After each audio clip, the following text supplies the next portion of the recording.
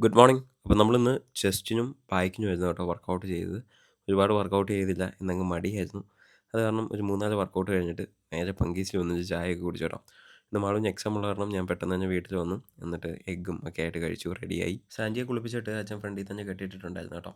അപ്പോൾ ഞാൻ മാളുമായിട്ട് നേരെ ബോയ്സിലാണ് കേട്ടോ പോകുന്നത് മാവേലിക്കര. അവിടെ ആയിരുന്നു അവൾക്ക് എക്സാം. കറക്റ്റ് കയറേണ്ട ടൈം ആയപ്പോഴാണ് ഞാൻ അത് കാരണം ഓടിപ്പടച്ചാണ് പോയത്. ഞാൻ പിന്നെ ഇടയ്ക്ക് വെച്ച് ചായയൊക്കെ പോയി കുടിച്ചു.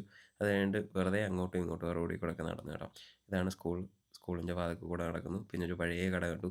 അവിടെ കയറിയിട്ട് ഞാൻ പീനട്ട് വാങ്ങി കഴിച്ചു കേട്ടോ. പീനട്ട് കഴിച്ചു. പിന്നെ അതിൻ്റെ കൂടെ ലാസ്റ്റ് ഒരു ലെമൺ സോഡ മേടിച്ച് കുടിച്ചു. ലെമൺ സോഡ അല്ല, നോർമൽ സോഡ നാരങ്ങ വെള്ളം ഉപ്പിട്ടിട്ട്. പിന്നെ കാറിൽ വന്നിരുന്ന് വെറുതെ അങ്ങോട്ടും ഇങ്ങോട്ടൊക്കെ നോക്കിയിരുന്നു. ഫസ്റ്റ് എക്സാം കഴിഞ്ഞിട്ട് അവൾ വന്നു. സെക്കൻഡ് എക്സാമിന് കയറി. എന്നിട്ട് ഞാൻ പോയി അൽഫാം കഴിച്ചു. പിന്നെ അവിടെ വെയിറ്റ് ചെയ്ത് മഴയൊക്കെ ആയിട്ട് ഇങ്ങനെ കാറിനകത്ത് ഇരുന്നു കേട്ടോ. ഇന്ന് ഫുള്ള് കാറിനകത്തായിരുന്നു. അപ്പോഴത്തേക്കിനും ആൾ ക്ഷീണിച്ച് വന്നു കേട്ടോ എക്സാമൊക്കെ കഴിഞ്ഞിട്ട്. നമ്മൾ വീട്ടിൽ വന്നപ്പോഴത്തേക്കും സാൻജിയുടെ കെട്ടൊക്കെ പൊട്ടിച്ച് കിടപ്പുണ്ടേ. അപ്പോഴത്തേക്കിനും മാളുവിൻ്റെ അമ്മ വന്നു.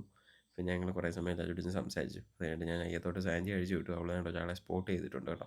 അപ്പോൾ അവിടെ നിന്ന് ഇങ്ങനെ നോക്കി നിൽക്കുമായിരുന്നു ഞാൻ. പിന്നെ അവിടെ ആ ഭാഗത്ത് പോയപ്പോൾ പിന്നെ ആ പട്ടി അങ്ങ് ഓടിപ്പോയി. പിന്നെ അമ്മ മാങ്ങയൊക്കെ കൊണ്ടുവന്ന് ഞങ്ങളതൊക്കെ കഴിച്ചു. പിന്നെ നൈറ്റ് ഡിന്നറിന് ചപ്പാത്തി, മീൻ, ചിക്കൻ ഒക്കെ ആയിട്ട് ഡിന്നറും കഴിച്ച് എഡിറ്റും ചെയ്തിട്ട് കിടക്കാൻ തുടങ്ങി. Bye bye.